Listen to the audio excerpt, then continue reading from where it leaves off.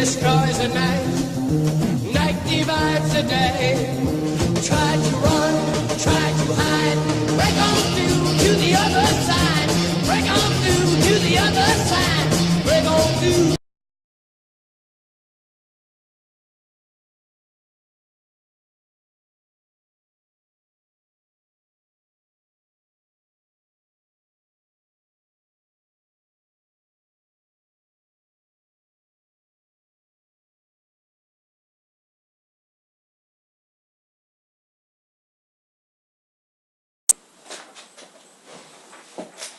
Salut à tous, c'est à nouveau le Patriote éclairé, on est toujours sur cet entretien de janvier actualité nationale. Deuxième partie. Donc voilà, toujours entretien mensuel, hein, il y aura deux parties, c'est pas un secret, toujours les entretiens mensuels. Donc entretien de janvier 2016, actualité nationale, deuxième et seconde et dernière partie. On avait fini sur les affrontements à Calais, avec, entre migrants et Français, sur une possible guerre civile en France. Là, il me reste 5 petits sujets à traiter, que je vais traiter en une demi-heure.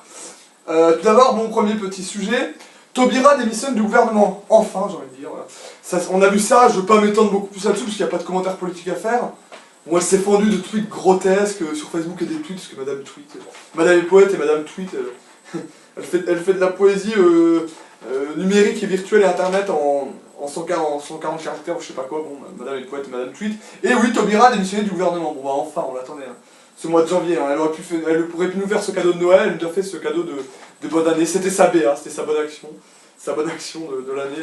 Elle nous épargnera sa présence au gouvernement Hollande-Valls pour l'année 2016. Donc, merci Christiane, tu aurais pu le faire pour Noël, pour les fêtes. Tu l'as fait pour janvier 2016. Bon, très rapidement un commentaire politique après cette petite pique, cette petite moquerie ironique, cette saillie. Mais bon, il faut rendre à Taubira ce qui est à Taubira, hein, la poésie, le verbe, le décalage, l'ironie.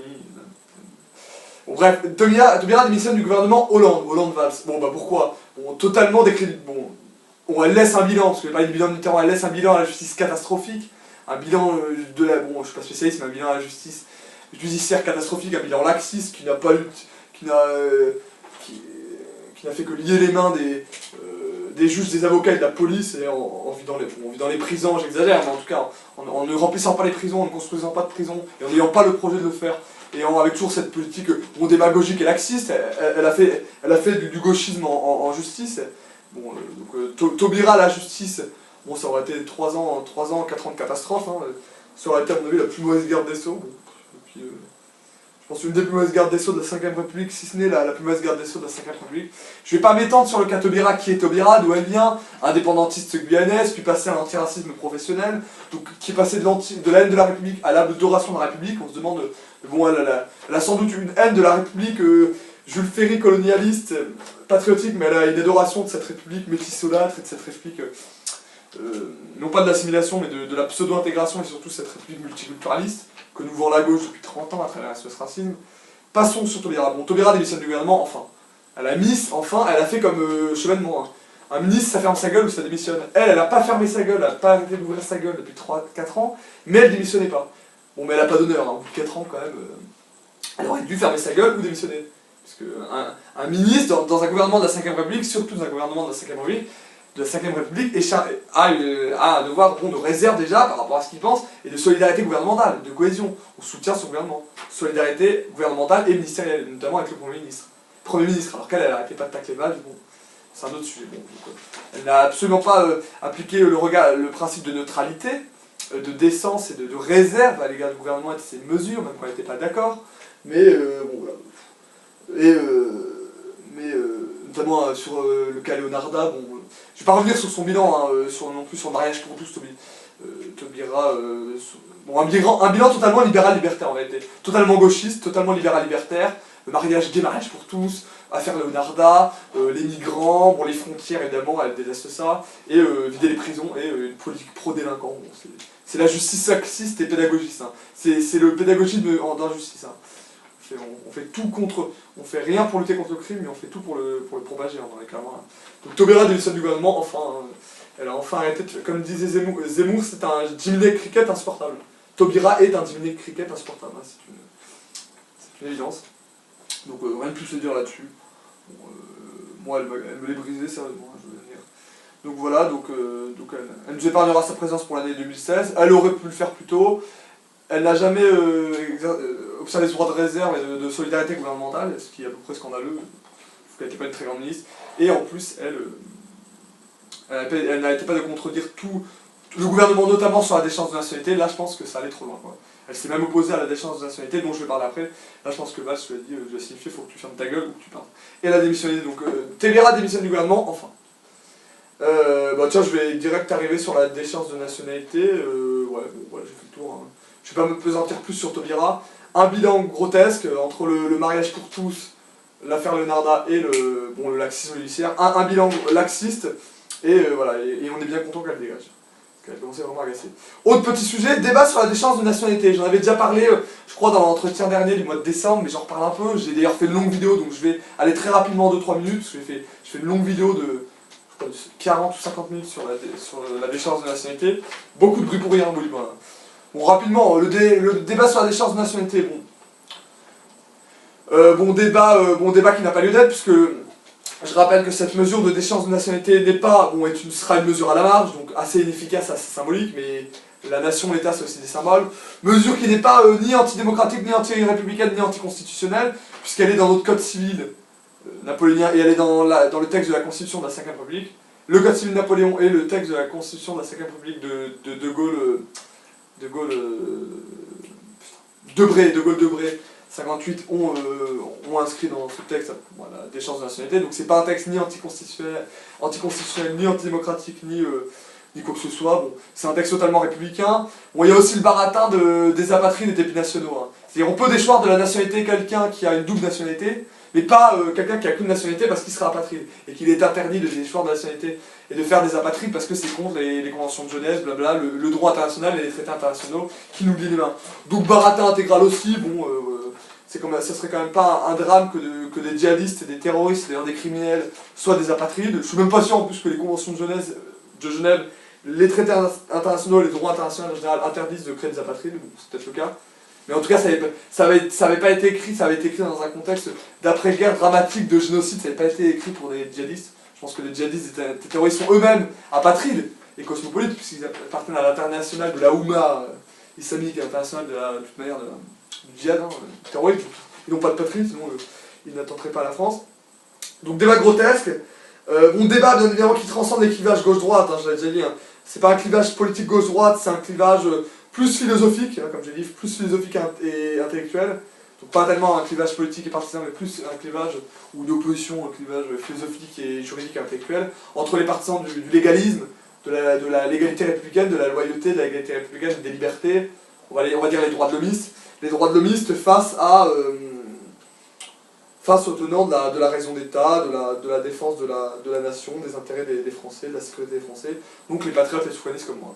On voit le clivage plus philosophique et intellectuel. On a vu aussi un truc grotesque, notamment Mélenchon comme Bendit, Duflot et d'autres défendre ardemment, s'opposer ardemment à la déchéance de nationalité, parce que pour eux, on ne pouvait pas déchoir de la nationalité. Il fallait pas créer des apatrides, même des binationaux, c'était scandaleux. C'était contre les droits de l'homme, la République et les droits de l'homme des choix de la nationalité des terroristes, c'est-à-dire des criminels quand même. Des criminels contre l'État. Donc là c'est assez drôle, donc j'avais parlé de ces cosmopolites mondialistes qui ont une haine farouche de toute identité, de toute nation, de toute pays, nation et de la nationalité française sur laquelle ils vomissent. Là ils ont défendu la nationalité française, comme quoi c'est drôle. Paradoxe de plus chez les... Voilà. La déchéance de nationalité donc, ne serait pas une mesure anticonstitutionnelle. Bien évidemment qu'il faut la constitutionnaliser et la sacraliser dans le texte pour que ce soit une mesure juridique et de jurisprudence et de souveraineté, qu'on puisse déchoir de la nationalité et des binationaux et des nationaux, c'est-à-dire qu'on puisse créer des apatrides. Mais de toute façon, ces mecs-là sont en général totalement binationaux, il suffit de regarder leur profil, hein. C'est jamais des Gaulois ou des convertis, ou très rarement. C'est en général des Mohamed, des Amin, des Ahmed, c'est toujours des musulmans. C'est toujours des Arabes. En général, c'est toujours des gens qui ont une double fidélité, une double allégeance et une double nationalité. Ils sont en général franco-algériens, franco-marocains, franco-tunisiens, franco-saoudiens, franco-syriens, franco-palestiniens, enfin ils sont franco-tout. Ils sont en général binationaux et même trinationaux, enfin ils ont plein de passeports, plein de nationalités. Donc de toute façon, ce débat sur la déchéance de nationalité est grotesque. On peut le constitutionnaliser et de toute façon ça ne touchera pas les apatrides. Parce qu'ils sont tous en général binationaux quand on creuse un peu. mes races, ce sont tous des Arabes et des musulmans. Donc, en général, ils sont binationaux. Ce ne sont pas des Français de souche, en général, ils sont soit nés en France, mais ils sont français de très fraîche date. Donc de toute façon, en général, ils sont binationaux. Donc c'est pas le problème. Donc voilà. Un débat plus que politique et partisan, donc voilà. Un clivage philosophique et n'oublions pas quand même, la déchéance de nationalité rejoint la mesure de l'état d'urgence, c'est-à-dire le durcissement sécuritaire, et pas liberticide, hein, le durcissement sécuritaire du gouvernement Valls-Hollande face à, peut-être dérive sécuritaire, mais en tout cas le durcissement sécuritaire et régalien de l'État face aux menaces, quoi. Encore une fois, circonstances exceptionnelles, institutions extraordinaires, ou l'inverse, hein, c'est interchangeable. La menace djihadiste, terroriste et islamiste sur la France, elle est bien réelle, ça plane. Donc ça plane pour moi, ça plane pas pour moi. Hein. Donc le débat sur la déchéance de nationalité, beaucoup de bruit pour rien, un débat assez grotesque, ni droite ni gauche, voilà, je crois que j'en ai assez dit. Il transcende tous les clivages politiques et partisans traditionnels, d'ailleurs comme tout aujourd'hui en France. Hein, Maastricht a aboli le clivage gauche-droite en France, faut comprendre. En 1992, on est passé à autre chose en France. Hein. Et là on le voit aussi, c'est toujours le vieux débat souverainiste contre le droit de l'hommiste tenant du droit international. Est-ce que la souveraineté nationale peut primer sur le droit international? Donc c'est ça. Hein. Donc voilà, donc une mesure qui n'est pas du tout anticonstitutionnelle, antidémocratique, une mesure qu'il faut constitutionnaliser, une mesure ou un débat qui s'inscrit dans le cadre de la lutte antiterroriste, anti-djihadiste, dans un cadre d'insécurité maximale et de danger absolu, un clivage qui transcende le clivage politique et partisan traditionnel, donc gauche-droite, un clivage plus philosophique, voilà, et un débat qui déchire non pas la France, mais en tout cas nos élites, la classe politique française. Un débat qui... Et donc moi je suis pour la déchéance de nationalité française. Et aussi sortons de l'ambiguïté de la tartufferie sur binationaux apatrides. C'est une escroquerie intégrale. Et d'ailleurs, créons des apatrides. Ce sont des salopards et des criminels. Et enfin, oui, bon, toujours le même problème de l'Europe et de la France et de la perte de souveraineté nationale face notamment à la jurisprudence et au droit international via les conventions de Genève et le droit international depuis 1945 sur les droits de l'homme, machin, le droit d'asile. Voilà, bon, il faut sortir du droit international. Il faut que la France redevienne un pays souverain intégralement, et même au niveau de son droit, même au niveau de sa justice. Donc faire primer la souveraineté nationale, même en matière de droit, face au droit international. Donc voilà, débat sur la déchéance de nationalité, j'en ai fini pour maintenant. Autre petit sujet, et je finirai sur l'affaire de la kippa, vous voyez, on va un peu s'amuser. La colère des agriculteurs et des éleveurs, parce qu'il ne faut jamais les oublier, eux, gronde en France, et le gouvernement ne fait rien. Bon, bah. Autre petit sujet, rapidement, intéressant. On a vu là, dans le mois de janvier, mais ça court depuis longtemps, hein, déjà les bonnets rouges, en 2013-2014, puis c'est une vieille tradition déjà paysanne. Bon, on a vu une colère là, des agriculteurs maximale, une colère des agriculteurs et des éleveurs. Bon, les agriculteurs, c'est les agriculteurs, et les éleveurs, c'est principalement les éleveurs bovins, enfin de bovins et de porcs, d'ailleurs, je crois, de bovins et de porcs, donc de bœufs et de porcs. Une colère des agriculteurs et des éleveurs à son maximum, enfin, son paroxysme, son apogée, qui gronde. La colère qui gronde et la colère sourde, mais qui monte et qui gronde en France. Face à un gouvernement, notamment Valls-Hollande et un ministre de l'Agriculture grotesque et inexistant qu'on devrait nominer à la catégorie de con du mois, hein, Monsieur Stéphane Le Foll, hein, qui n'est pas méchant, qui fait ce qu'il peut, mais qui fait pas grand chose. Hein. Mais il est dans un pays intégralement occupé, soumis et non souverain, donc oui, non. De toute façon, depuis 20 ans, depuis Maastricht, depuis que l'Europe supranationale et fédérale s'impose peu à peu en Europe, la France n'est plus une nation, on n'est plus un État. Bon. Parce que ce n'est plus un État souverain. On n'a plus aucun des attributs, aucun des outils de la souveraineté nationale, ni monétaire, ni économique, ni judiciaire d'ailleurs, ni migratoire, donc nous ne sommes plus un État, nous ne sommes plus une nation, donc on ne peut pas faire grand chose. Et quant aux agriculteurs, bon bah, c'est toujours là-dessus. Hein. Bon, quelles sont les revendications après avoir parlé de la colère des agriculteurs et des éleveurs en France? Agriculteurs, éleveurs, bovins et de porcs, l'extraction du lait, aussi des prix. On a vu ce que font toujours les agriculteurs pour se faire entendre, hein. Ils viennent de leur campagne, ils font toutes des manifs et ils encombrent les routes avec leurs tracteurs, bon c'est le truc traditionnel. Ils ont un peu déversé du lait. Bon, quelles sont leurs revendications et leurs critiques? Le prix du lait, enfin le prix en général des aliments, du lait, du porc, qui sont beaucoup trop bas, à cause du marché, de la concurrence et de la spéculation. Concurrence internationale, notamment des pays émergents comme le Brésil, la Chine, mais aussi des pays européens qui ont une main-d'œuvre et un coût de travail moins cher comme l'Allemagne ou l'Espagne. Voilà, des prix bas. Bon, la spéculation évidemment sur les matières premières, c'est une saloperie, mais c'est comme ça. Tant qu'on ne se sera pas émancipé, affranchi des usuriers, des financiers, des spéculateurs internationaux, on ne pourra rien faire. Hein.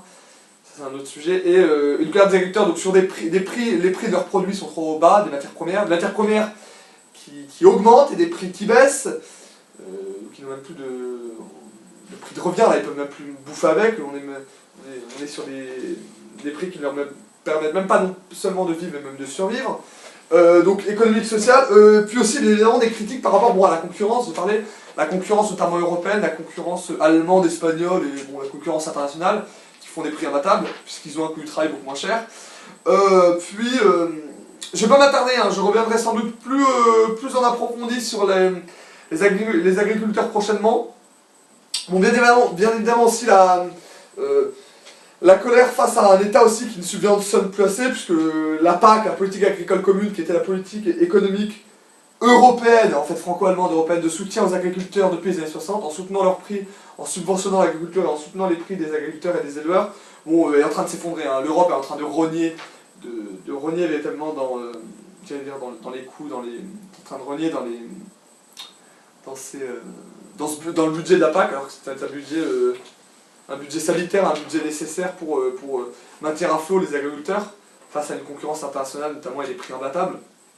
Bon, voilà, donc des revendications socio-économiques qui ne sont pas nouvelles, qui n'ont pas changé. Et surtout aussi, c'est un débat, mais j'en parlerai plus à la fois prochaine, je pense, face à cette colère des agriculteurs qui monte. Bon, un gouvernement, notamment, on verra bien comment ils vont s'en sortir au salon de l'agriculture, mais un gouvernement Valls-Hollande et Le Foll, ministre de l'Agriculture inexistant, qui ne pourra rien faire pour eux, qui se font complètement insulter, et bon, bah, c'est bien normal, et complètement rabroués par les agriculteurs et les éleveurs. Bon, un taux de suicide encore inégalé, jamais les agriculteurs et les éleveurs ne se sont autant suicidés, à cause des prix peu chers, à cause du coût de la vie qui est beaucoup trop cher, des matières premières, et notamment du grain qui coûte trop cher à acheter.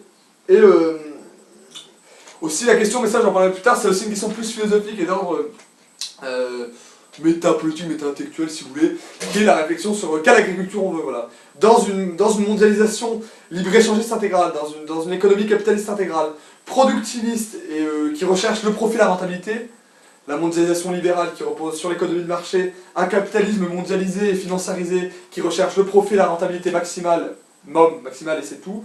Où en est l'agriculture? L'agriculture française ne s'est pas assez soumise à la modernité, notamment à la modernité productiviste. On est encore sur des fermes traditionnelles face à des fermes-usines, on est encore sur de la petite propriété, petite ferme face à des fermes de 1000 vaches, des trucs, en fait de l'agriculture intensive, industrielle et productiviste. Donc en France, on est sur une agriculture plutôt de petites fermes familiales, traditionnelles, de qualité, qui privilégie la qualité à la quantité, et qui privilégie l'enracinement et le temps face à une agriculture, on va dire, que j'appellerais mondialiste. Une agriculture mondialiste ou mondialisée, une agriculture mondialisée modernisée, technicienne, productiviste, intensive, qui privilégie la quantité au détriment de la qualité intégralement, qui fait de la concurrence déloyale avec des prix très bas, donc quantité sur qualité, de la sale bouffe et qui profite de la mondialisation et des circuits de la mondialisation. Voilà, donc avec une agriculture qui recherche le profit et la rentabilité et non pas le bien commun et le bien-être des animaux, des bêtes, des agriculteurs ou des éleveurs, et une agriculture orientée vers le profit, la rentabilité, l'argent, le profit, la rentabilité, l'argent, à travers cette idéologie mondialiste et libérale, d'ailleurs de la lutte concurrence, hein, du struggle for life, on peut dire, c'est une lutte pour la vie là. Une lutte pour la vie là, une lutte pour la survie, hein. On est plus sur du struggle for life, là, on est sur de la lutte pour la survie. Donc voilà, bon, moi je comprends la colère des agriculteurs, je les soutiens bien évidemment. Ce sont des braves gens qu'il faut aider, qu'il faut sauver, puisque même... Je rappelle quand même que l'agriculture, c'est l'ADN économique de la France. Hein. On est un pays de terriens, nous, en France, on est un pays catholique, terrien, de paysans, d'agriculteurs, de petits propriétaires. Pays catholique, de paysans, d'agriculteurs, de fermiers et de petits propriétaires terriens.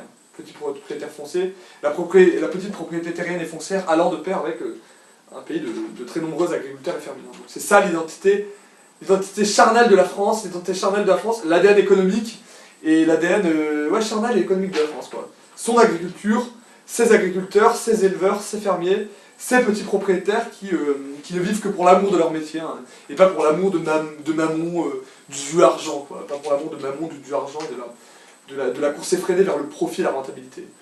Avec une vision d'une agriculture toujours plus intensive et plus productiviste. Que nous vendent nos maîtres, et que nous vendent d'ailleurs nos modèles sur les gens qui nous font bien concurrence, comme l'Allemagne, l'Espagne, avec ses fermes de 1000 vaches, ces gigantesques serres. On est plus dans de l'agriculture industrielle en fait que de l'agriculture, hein, dans l'industrie capitaliste. Bon, l'Allemagne est toujours à la pointe de toutes les saloperies de toute façon. et dès qu'elle peut nous emmerder, elle le fait. Il y aura l'occasion peut-être de reparler des Allemands, mais pas maintenant et pas aujourd'hui. Donc voilà pour la colère des agriculteurs, la colère gronde. Voilà. J'ai résumé, je crois, les griefs des agriculteurs et des éleveurs à l'égard du gouvernement Val-Solande, de son inefficacité et du fait qu'il ne fait rien, bon, et de son ministre en chef, Le Foll. Donc voilà, j'ai résumé la colère des agriculteurs et des éleveurs en France, face à un gouvernement qui ne fait rien, face à une concurrence de plus en plus déloyale et violente, une concurrence à la fois européenne à travers l'Allemagne et l'Espagne, une concurrence plus internationale des pays émergents comme le Brésil, qui ont des prix imbattables. Et enfin, j'ai ciblé les principales revendications socio-économiques. Un budget plus important alloué à la subvention de l'agriculture, donc un soutien des agriculteurs, des prix plus hauts, et surtout un affrontement, je dirais à mort, entre une agriculture française. L'agriculture française qui est une agriculture de ferme, de fermiers, de petits propriétaires, familiale et de qualité, face à une agriculture qu'on nous vend, le modèle, on peut dire aussi des latifundas, des latifundas brésiliennes, qui sont ces gigantesques champs là, des latifundas brésiliennes, où vous pensez aux fermes de 1000 vaches allemandes, c'est-à-dire une agriculture pas familiale, pas enracinée, avec aucune qualité, qui promeut la quantité sur la qualité, une agriculture totalement déracinée, mondialisée, qui s'apparente d'ailleurs plus à du capitalisme industriel que à de l'agriculture saine et familiale, qui ne respecte pas beaucoup les bêtes, les animaux ni les agriculteurs, qui est une course effrénée vers le profit, vers l'argent. C'est une recherche du profit, de la rentabilité capitaliste, c'est un rapport purement économique, et surtout une agriculture productiviste et industrielle, productiviste et intensive, voilà, au détriment de la qualité et de toutes les variables hors le coût, hors l'argent, ce que ça va apporter. Donc voilà la colère des agriculteurs. Petit dernier sujet avant de finir, voilà, enfin, qui seront deux sujets. D'abord l'agression de cet enseignant juif, oui on a vu ça. Agression de l'enseignant juif à Marseille, bon, qui portait la kippa, je vais revenir après sur cette affaire de la kippa, vous verrez, on va s'amuser un peu. Agression d'un enseignant juif à Marseille, plein phare focus sur le nouvel antisémitisme, ce que Pierre-André Taguieff a appelé le nouvel antisémitisme. Cette agression de cet enseignant juif à Marseille va être un cas d'école, va permettre de parler, une fois n'est pas coutume, de ce nouvel antisémitisme qu'a bien pointé Pierre-André Taguieff, hein, qui que soit ce sociologue, qui que soit Pierre-André Taguieff, quelles que soient ses opinions politiques, son rapport au conflit israélo-palestinien, en tout cas, ses idées m'intéressent. Un sociologue, un historien intéressant, notamment des extrêmes, extrême droite de l'antisémitisme, mais ce qu'il appelle le nouvel antisémitisme, bon bah oui, là c'est clair. Qu'est-ce que le nouvel antisémitisme? C'est l'antisémitisme des populations arabo-musulmanes, maghrébines, issues du Maghreb, du Moyen-Orient, et principalement arabo-musulmanes, mais en fait, bon, maghrébins plus que dire que les arabes. Mais bon, le nouvel antisémitisme, l'antisémitisme musulman, tellement contre les juifs. Bon, lié au conflit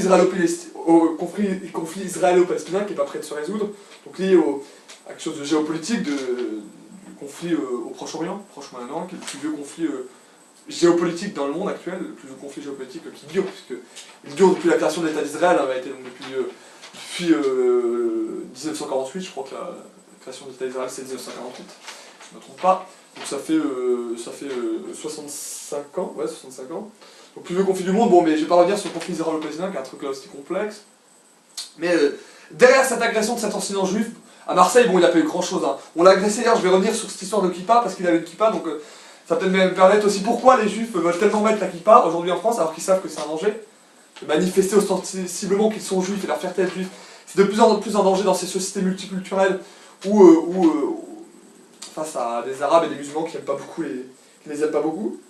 Surtout quand ils manifestent leur judéité ou leur communautarisme, mais ça va être après. Bon, là, l'agression d'enseignants juifs, c'est pour parler voilà, où on est dans des sociétés qui sont sauvages, voilà. C'est la France, j'allais dire la France Big Brother, non, là on est sur la France Orange Mécanique plutôt, la France Orange Mécanique de Laurent Berton, la France Orange Mécanique, donc ce très bon film de Stanley Kubrick qui montrait l'ensauvagement de la société anglaise via une délinquance et une violence de masse qui n'était plus contrôlée par les forces de l'ordre et l'État. Donc voilà, derrière l'agression de cet enseignant juif, bon, évidemment, j'apporte mon soutien, mais il n'y a pas eu grand chose, il n'a pas été blessé, hein, il n'a pas été blessé gravement. Bon, vous allez dire pourquoi je dis antisémitisme musulman, oui, il faut peut-être le préciser quand même. Le jeune coupable, le jeune garçon, enfin le jeune homme, s'est réclamé de Daesh évidemment, s'est réclamé antisioniste, bon, toujours le barat habituel, antisioniste, défenseur des Palestiniens, mais avant tout il s'est réclamé de Daesh, hein, c'était un kurde, je crois, bon, alors le type en plus accumule toutes les casseroles, accumule toutes les minorités.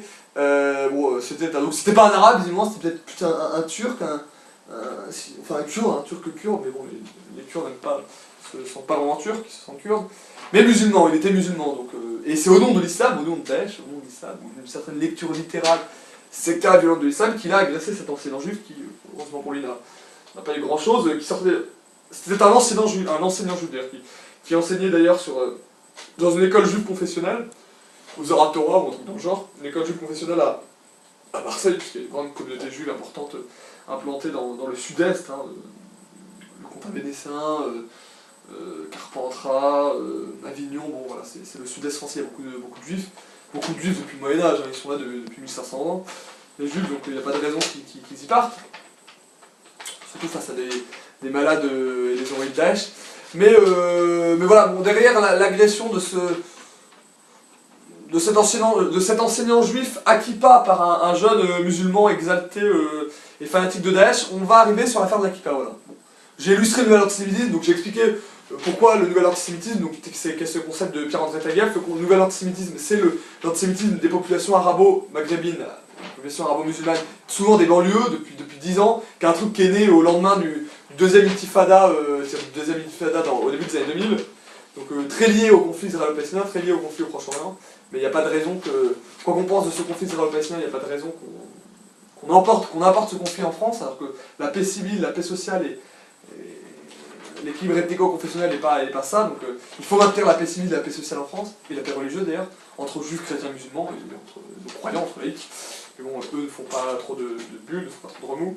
Bon, mais bon, voilà, ça illustre cette agression d'un enseignant juif par un jeune musulman, jeune arabo-musulman, et quoi qu'on pense du conflit israélo-palestinien, qui est un autre sujet qui ne concerne pas la France, parce que là je parle de la France, exprime bien ce que Taguieff appelait le nouvel antisémitisme, qui est un truc dont Finkielkraut parle aussi, bon voilà.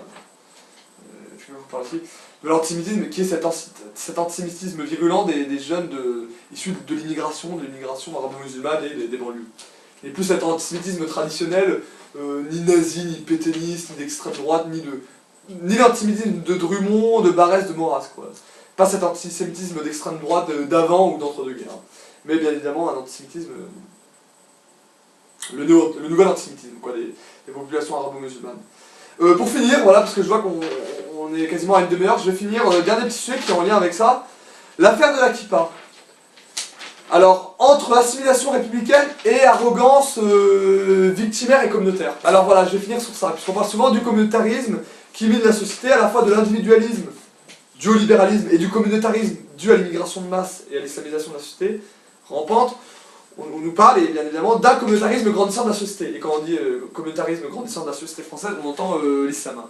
L'islam, les arabes, les musulmans. Bon. Donc un communautarisme ethnico-confessionnel, ethnico-religieux, ou lié à la fois à une présence importante d'immigrés due à une immigration de masse incontrôlée et intolérable, et à la réislamisation ou l'islamisation de ces populations, de ces masses immigrées nord-africaines, arabo-musulmanes. Donc bon. Pourquoi l'affaire de l'Akipa? Oui, bon, Zemmour a fait un truc très drôle là-dessus, il a dit que c'était un selfie religieux, ce qui était assez bien envoyé. En quelque sorte que cette Kippa, que cet enseignant juif portait, puisque cet enseignant juif a été reconnu comme juif, puisque ça ne se lit pas sur le visage que vous êtes juif, hein, à part certains tenants d'une vision hygiéniste, racialiste et hygiéniste, telle qu'on pouvait le faire au XIXe siècle avec Gobineau ou Rosenberg ou Hitler.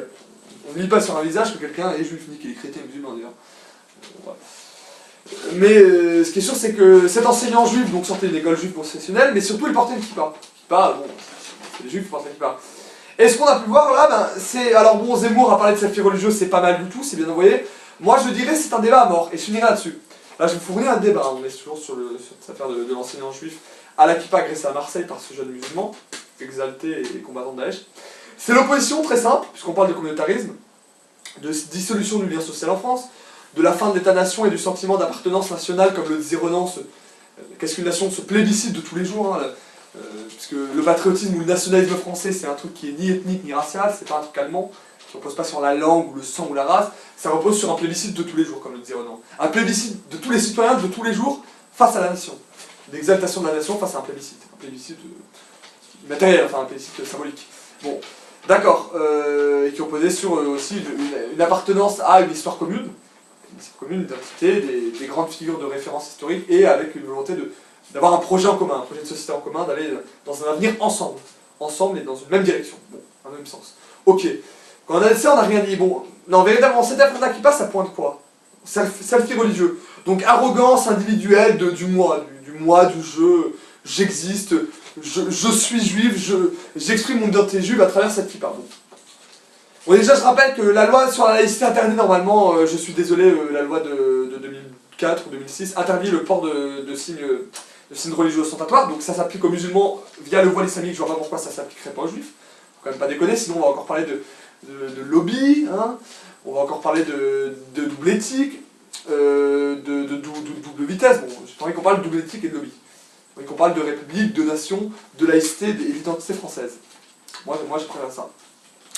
Donc derrière la kippa se profile le communautarisme juif, évidemment, qui s'exprime pas seulement dans l'arrogance d'un Kukirman et du CRIF, comme un lobby organisé, mais aussi à travers ce communautarisme de tous les jours, à travers ce petit signe qui est la kippa. Parce qu'encore une fois, on interdit aux musulmans, ou les catholiques ne posent aucun problème, donc c'est réglé, mais on interdit aux musulmans, non seulement la burqa, mais même le port du voile, qui peut des fois être un voile assez élégant et assez invisible. On interdit le port du voile aux musulmans à cause de la loi sur la laïcité, c'est-à-dire de la loi de 2004 sur la laïcité, c'est-à-dire de la neutralité religieuse dans l'espace public de la part des citoyens français, quelle que soit leur confession et leur origine religieuse, juifs, musulmans, chrétiens.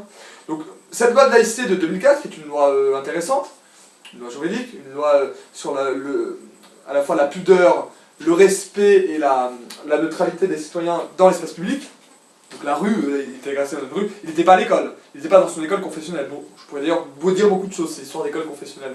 Qu'est-ce qui s'y dit, qu'est-ce qui s'y passe, est-ce que c'est très républicain, est-ce que c'est très français, tout ça, bon, c'est un autre sujet. Là aussi c'est du communautarisme intégral, hein. Puisque à mon avis il parle hébreu, enfin c'est à mon avis, on parle pas vraiment français là-dedans. On n'enseigne pas l'amour de l'histoire de France. Hein. Bon, mais c'est un autre sujet, j'y suis pas. Non, bon, là, il portait la kippa dans la rue, et ben moi, mon sujet, c'est ce que j'ai dit, je prends une petite note, ouais, deux visions, en fait, qui vont s'opposer, qui s'opposent dans la communauté arabo-musulmane, chez les musulmans, mais aussi chez les juifs de plus en plus, ce qui est d'ailleurs dommageable et critiquable. C'est, d'un côté, une vision de l'assimilation républicaine, donc de l'assimilation républicaine, depuis Napoléon, via Jules Ferry, et la grande tradition républicaine et universaliste française, grande tradition républicaine et universaliste française, vous voyez, c'est pas l'extrême droite, hein, c'est la gauche. De l'assimilation républicaine, donc je me fonds dans la communauté, je n'exprime pas ma singularité, ma différence, ma diversité communautaire religieuse, ou je garde ça pour moi, dans le cercle privé, oui.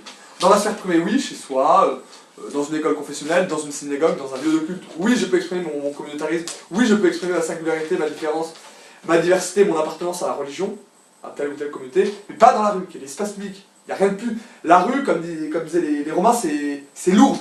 L'ourbs, c'est comme la civitas. La rue, la cité, l'ourbs, la civitas. C'est le bien commun, c'est l'espace public. C'est le bien commun, c'est l'espace public. Donc, on ne doit pas être contaminé, être vampirisé par des communautarismes, des communautés agressives. Donc soit l'assimilation républicaine, c'est-à-dire pas la kippa, mais des juifs français, même des français de confession juive, hein, parce qu'ils sont pleinement français, et même français avant d'être juifs. Sinon, c'est que ce ne sont pas des bons français, ce ne sont pas des citoyens français, ce sont des communautaristes et des juifs tribaux en France. Non, c'est des Français de confession juive, et rien d'autre, rien ne doit tolérer. Donc assimilation républicaine, qui était la grande tradition universaliste et républicaine française, auquel les juifs se soumettaient depuis en gros Napoléon Ier, c'est-à-dire depuis 1805, on va dire, jusqu'aux années 80, même 90, 1900, donc ça avait duré quasiment 2 siècles, face en gros à arrogance communautaire. Arrogance et pleurniche communautaire, et victimisation. Zemmour lui parlait de selfie religieux. Selfie religieux, il pointe du doigt à la fois deux mâles qui rongent la société française, c'est ce que je dis. Le selfie qui est cette arrogance individualiste et narcissique, le moi, le je, l'individu. Donc le selfie qui cristallise et qui symbolise cette arrogance de l'individu moderne qui est narcissique avant tout et individualiste. Et de côté religieux, le côté communautariste avec la kippa, le côté tribal et communautariste. Selfie religieux en réalité c'est un magnifique... mais je pense qu'il l'a fait exprès parce que lui il m'a dit bien la française, Zemmour, c'est un magnifique... comment on dit, un oxymore. Puisque d'un côté le selfie sacralise l'individu narcissique, donc l'individu libre émancipé de toutes ses attaches identitaires et charnelles et traditionnelles, et de l'autre côté religieux, le religieux étant, comme disait Marcel Mauss, un fait social total. Oui, la religion, le religieux c'est un fait social total, mais c'est avant tout le plus petit, c'est comme la race la religion c'est comme la race, c'est le plus petit dominateur commun. Donc c'est le contraire de l'individu libéral, émancipé et narcissique, c'est ce qui enferme le plus l'individu. Donc là on a un oxymore magnifique entre nos sociétés qui sont pris en sandwich, c'est le fil religieux, entre un individualisme et un individu narcissisme galopant, individualisme et libéralisme, et face à un communautarisme aussi grandissant avec le reflux du religieux dans la cité, hein, que l'on avait réussi à écarter depuis François Ier via aussi Louis XIV et Ferry, mais bon c'est pas grave, on est en train de déconstruire la douce France et le roman national depuis 30 ans, donc continuons, hein, on voit bien où ça nous a mené jusque là. Donc voilà. Donc, assimilation républicaine, donc des juifs français pudiques, neutres, respectueux de leurs compatriotes. Assimilation républicaine, donc maintien du total face à arrogance, pleurniche et communautarisme victimaire insupportable de ce type à la kippa. S'il n'avait pas eu une kippa, il n'aurait pas été agressé. Donc tant mieux pour lui, il n'a pas plus de peur que de mal, il n'a pas été agressé méchamment, mais voilà, qu'il le sache, qu'il soit français avant tout. Qu'il soit peut-être juif sans peur, français sans reproche, ou l'inverse, mais bon, comme disait Malherbe, mais bon, quand il y a, mais, voilà. Donc j'en ai fini. Après l'agression de cet enseignant juif, qui nous a permis de mettre en avant ce nouvel antisémitisme, comme dit Taguieff, cette virulence antisémite de la jeunesse de banlieue arabo-musulmane, l'affaire de la kippa intéressante, j'ai appelé ça l'affaire de la kippa. Donc Zemmour parlait de selfie religieux, j'ai dit ce que je pensais de cette formule oxymorique qui est intéressante du selfie religieux. Moi je parle de l'affaire de la kippa, assimilation républicaine ou arrogance communautaire, ou communautarisme arrogant, communautarisme victimaire, voilà. Donc voilà. Comme disait Zemmour, c'est l'histoire d'une kippa qui rencontre une machette, hein. Et la machette découpe la kippa. C'est l'histoire de... Donc voilà. Donc j'en ai fini pour cet entretien de janvier 2016, hein, je vois que ça fait un peu plus d'une demi-heure.